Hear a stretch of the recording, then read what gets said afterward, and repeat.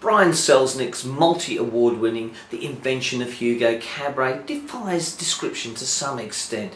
It's a picture book, it's a graphic novel, it's a flip book, it's a novel in its own right with words and gorgeous illustrations working seamlessly together to unfold a tale of intrigue. Its biggest achievement for me though is the way through the use of nuance and lighting and mood in the illustrations that Brian Selznick manages to create a sense of being part and parcel of a silent movie era to which the book very much pays homage. One of the main characters in the book is based on the phantasmagorical French filmmaker Georges Méliès.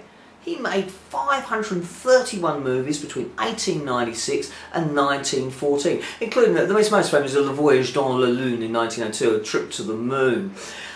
He was the father of special effects, time-lapse, dissolves, multiple exposures, were all the pioneering work of Georges Méliès. In 1913, his company went bankrupt. He ended up owning a toy store on Montparnasse Station in Paris. So we join the book where one of the characters has a toy shop on a railway station. He crosses paths with Hugo Cabret, the main character. Hugo is a 12-year-old lad. He's fallen on pretty tough times. A whole series of traumatic and very difficult circumstances have meant that Hugo's ended up living in the rafters of a French railway station where it's fallen to him to fix the clocks. Well, he meets Isabelle, a strong girl about his own age, and together they start to solve an enigma, a mystery which is bound together by some sketches in a notebook, an automaton, a machine which is apparently going to write a secret message, and so the story unfolds. Selznick has scripted the book like a movie, and that is very apparent throughout as we're taken from sequence to sequence. After all, at the end of the day, what is a movie but a series of still pictures put together and moved very quickly through a projector? The book has attracted some criticisms. There's been some criticism by virtue of the fact that Hugo gets by through pilfering.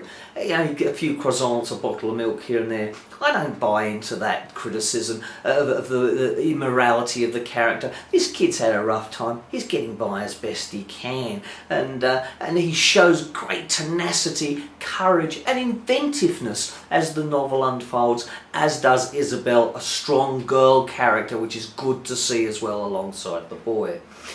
Another criticism's been levelled at Brian Selznick that his writing lacks the same depth of his illustrations. I don't buy into that either. I thought it fitted together pretty well. Maybe Brian Selznick's not up to writing a book entirely with words. His skill certainly lies in the graphics, but it doesn't let the writing doesn't let the book down in any way, shape or form.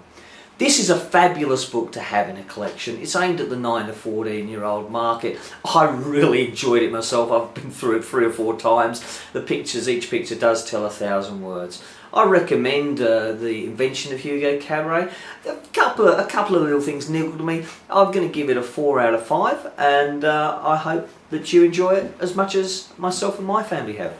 Okay, see you.